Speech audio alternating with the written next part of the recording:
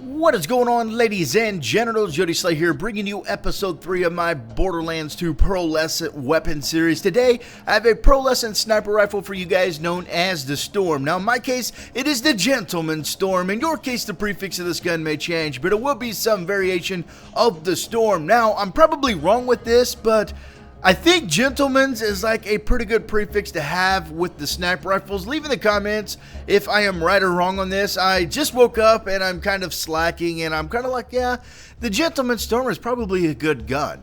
Well, I'm probably wrong, but leave in the comments if it is or isn't.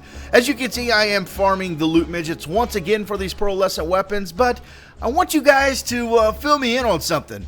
So far, most of the Pearlescent weapons I have used have not really been anything special. Now, this one has a pretty awesome effect, which you will see.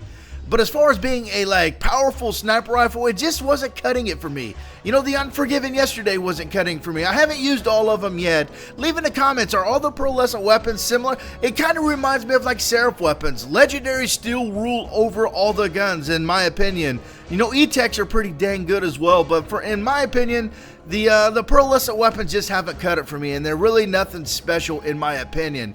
But right here, we're going to take a look, and we are using the Gentleman Storm that I showed you there at the beginning. We're going to take a look at some gameplay, but first I'm going to read you from the wiki. It says, the Storm is a Pearlescent sniper rifle manufactured by Maliwan. I love all Maliwan weapons for some reason. The Storm can be obtained randomly from any loot source, but has a higher chance to drop from human badasses. Now, they say every one of these wikis so far has said drop from human badasses. I have not got any from human badasses yet, and I've already beat the third campaign twice, and I still haven't got one single Pearlescent from them, so I don't really know how high the chance is for that. But special weapon effects, it says toot toot, it looks like rain. Decreased projectile damage, increased elemental effect damage, accuracy and capacity. On impact, shots fired create a large area effect blast that dissipates in a cascade of electrical sparks. Now that is what you're seeing on the screen there. Every shot has that shot that looks like a Norfleet, and then it will put out some small projectiles that actually keep shocking the enemy. But as far as it does a lot of shock damage, I'll give it that. But as far as the shot itself, it just doesn't take down their health very much. You know, I wasn't digging it very much at all.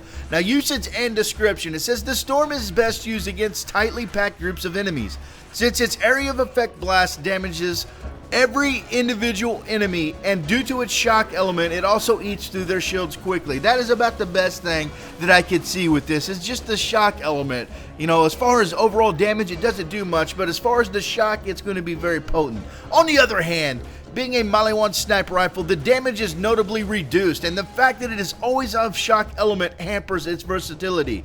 This weapon is not designed to be a one-shot, one-kill sniper rifle, and players will have to find more raw power in weapons such as the Hawkeye, Cobra, or Sloth. So there we have it. This is why it just wasn't cutting it for me.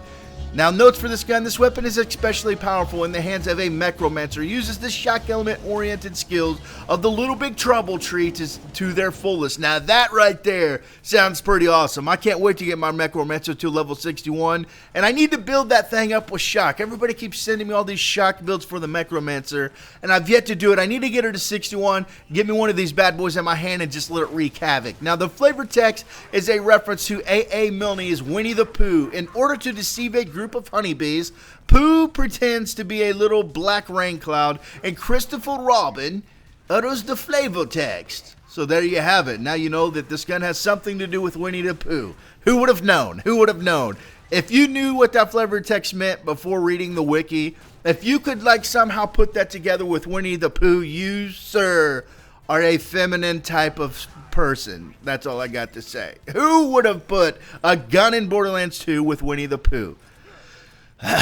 Not me. But anyways, as you can see with the gameplay, we started out using this sham shield like always, and like I was saying and like the wiki said, it lacked that overall power. I just didn't like it. I like a sniper rifle that's going to at least put a chunk of their, take away a chunk of their health, and with this one, it's barely doing anything. Now, of course, my accuracy is really bad. I was trying to get the criticals. I was at least trying to hit the enemy, but even when I did hit criticals, it didn't seem like it was taking a lot of their health away. I like something such as the Skull Smasher, something like that. If you hit them in the face, half of their health is gone right there. Bam. That's the kind of sniper rifle I like. Now, I will say that this sniper rifle, look at that, dude. That just looks awesome. It makes me want to use it and just spam bullets just to see like the firework action going on and all these shock like bubbles everywhere. I think it looks pretty awesome. It has one of the coolest effects in the game, but it's one of those guns where I'll use and I'll just shoot as I run to an area. And I'll be like, oh, it's pretty. Look at this, because it didn't really cut it in my eyes. But I'm still waiting on that Pearlescent. I heard the Adventure submachine gun is pretty freaking awesome, and I can't wait to get that. I got a level 59 version of it, and everybody said that the like reload animation was really awesome and the gun was really good. But I got to level 59 and I pouted. I got it and I was like, meh, and I ran to the store, the little whatever, and I sold it I never even fired it. So I want to wait till I get a level 61 version, and then we're going to rock out with that. But today is the first day in a couple days I'll actually have time to farm. Yesterday, man, was just a bad day overall. I didn't get anything done. You know what? I'm still on such jet lag from the trip to Hawaii that like I go to sleep here at like 6 a.m. and I wake up at like 2 o'clock in the afternoon here because it's 6 hours difference. If I go to sleep at 6 o'clock here, that's like midnight in Hawaii, and then waking up at like 8 or 10 in the morning. But it's not the same here, so I need to get that shit situated, son. But anyways, I hope you guys enjoyed episode 3 of my Pearlescent weapon series. I kind of rambled on, but hey, you'll have that every once in a while. But I will talk to you guys later, and good luck on finding these pearls, and bye-bye.